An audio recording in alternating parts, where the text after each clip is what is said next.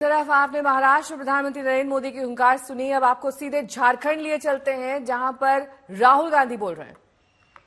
मैं वो बात उठा रहा हूं, मैं कह रहा हूं कि भागीदारी होनी चाहिए, 90% लोगों को जगह मिलनी चाहिए। प्राइवेट यूनिवर्सिटी देखिए, आप मुझे बता दो कौन सी प्राइवेट यूनिवर्सिटी को आदिवासी चला रहा है, कौन सी प्राइवेट यूनिवर्सिटी को दलित चला रहा है, मुझे बता दो, नाम बता दो। ये बड़े बड़े जो अस्पताल हैं,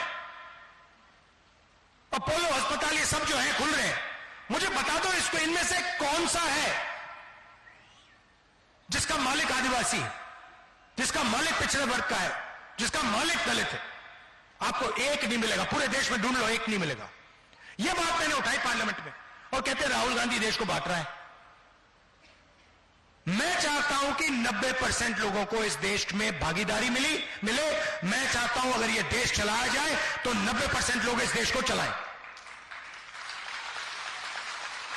और बीजेपी चाहती है कि इस देश को 2-3 लोग चलाएं, नरेंद्र मोदी, अमित शाह, अंबानी और अदानी। और पूरा का पूरा जो धन है इस देश का, आपकी जमीन हो, जंगल हो, सबका सब आपसे छीनकर यही 10-15 इनके जो बड़े अरबपति हैं इनको मिल जाए। भाइयों और बहनों, 16 लाख करोड़ रुपया, 16 लाख करोड़ रुपया नरेंद्र मोदी जी ने 25 लोगों का कर्जा माफ किया है। उनमें आपको एक आदिवासी नहीं मिलेगा, एक दलित नहीं मिलेगा, एक पिछड़े वर्ग का नहीं मिलेगा।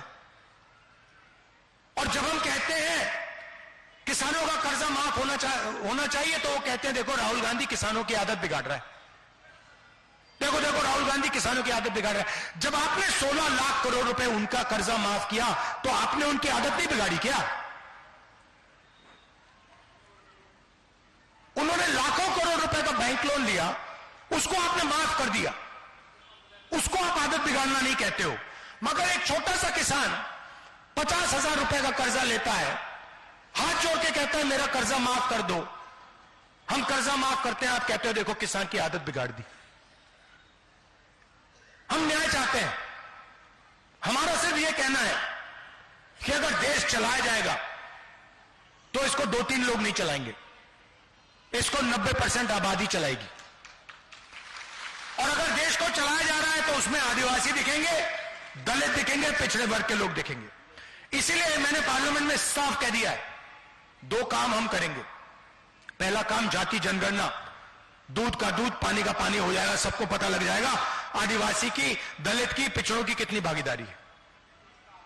और दूसरा, ये जो उन्होंने दीवार बना रखी है रिजर्वेशन की कि 50% से ज्यादा रिजर्वेशन नहीं जाएगा, इस दीवार को हम तोड़ के परे कर देंगे। हम रिजर्वेशन को 50% से ज्यादा करके दिखाएंगे, यह मैंने पार्लियामेंट हाउस में बोला है। मणिपुर की बात कर देता हूं, जहां भी ये जाते हैं, जहां भी बीजेपी के लोग जाते हैं, वो भाई को भाई से लड़ाते हैं, एक धर्म को दूसरे धर्म से, एक जात को दूसरी जात से, एक भाषा को दूसरी भाषा से लड़ाते हैं, गुस्सा नफरत फैलाते हैं। मणिपुर को इन्होंने जलाया, आज तक हिंदुस्तान का प्रधानमंत्री नहीं गया है, आज तक नहीं गया है। मतलब उन्होंने ये बात मान ली कि मणिपुर जैसा प्रदेश है ही नहीं। प्रधानमंत्री, प्रदेश जल गया, प्रधानमंत्री आज तक उस प्रदेश में नहीं गए। और प्रदेश को जलाने का काम बीजेपी के विचारधारा ने किया है। इसलिए मैंने कहा, कन्याकुमारी से कश्मीर में चला, कांग्रेस पार्टी के हजारों लोग चले 4000 किलोमीटर, और रास्ते में हमने कहा नफरत के बाजार में मोहब्बत की दुकान खोलेंगे।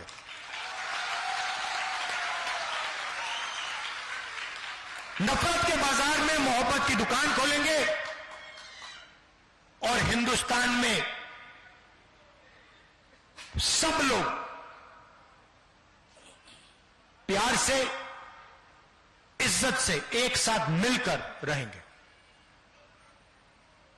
अब झारखंड का चुनाव मैंने देखा कि यहां पे हमारी काफी बहनें आई हैं।